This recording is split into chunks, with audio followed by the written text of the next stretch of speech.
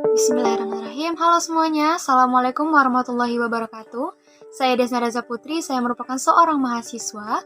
Saya diberikan amanah untuk menyelesaikan tugas individu saya oleh dosen pengampu mata kuliah peradilan di Indonesia terkait dengan berita pemberhentian Hakim Mahkamah Konstitusi yakni Pak Aswanto. Sebelum kita lanjut ke situ, tentunya kita harus mencari tahu dulu mengapa beliau diberhentikan, bukan? Nah, dari laman web yang telah saya baca, beliau, yakni Pak Aswanto, diberhentikan karena beliau menganulir Undang-Undang Produk DPR di Mahkamah Konstitusi.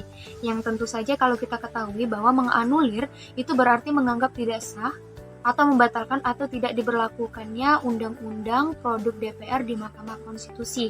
Perlu kita ketahui, Ketua Komisi 3 DPR kita ialah Pak Bambang Wuryanto. Nah, Pak Aswanto itu disebut sebagai Hakim Konstitusi yang diusul oleh DPR. Dari laman web yang telah saya baca, ada sebuah kalimat oleh Pak Bambang Wuryanto, yakni, tentu mengecewakan dong ya, bagaimana kalau produk-produk DPR dianulir sendiri oleh dia. Dia wakilnya dari DPR. Kan gitu toh.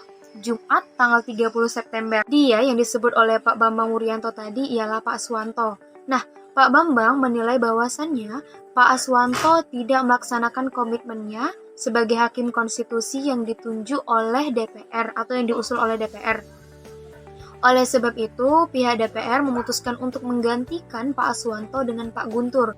Tentunya hal tersebut banyak menuai kritikan dan respon dari berbagai pihak, salah satunya dari Ketua mantan Mahkamah Konstitusi yaitu Pak Jimli. Beliau protes akan pencopotan Pak Aswanto Sabtu 1 Oktober.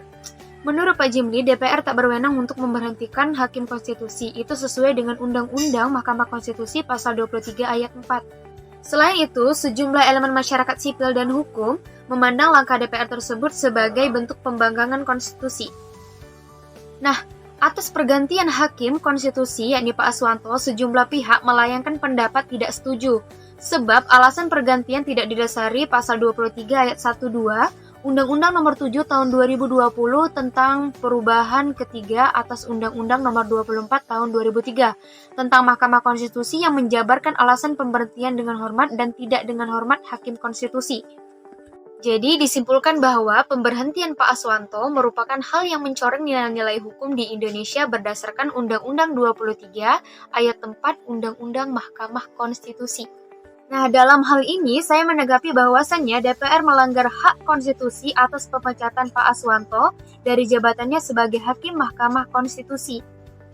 Padahal yang harus kita ketahui, pemberhentian Pak Aswanto hanya boleh dilakukan oleh Ketua Mahkamah Konstitusi, karena Mahkamah Konstitusi adalah mahkamah independen dan harus tetap menjaga independen. Dan dengan permintaan DPR tersebut mencoreng hak independen konstitusi. Baik, itu saja dari saya akhiri. Wassalamualaikum warahmatullahi wabarakatuh.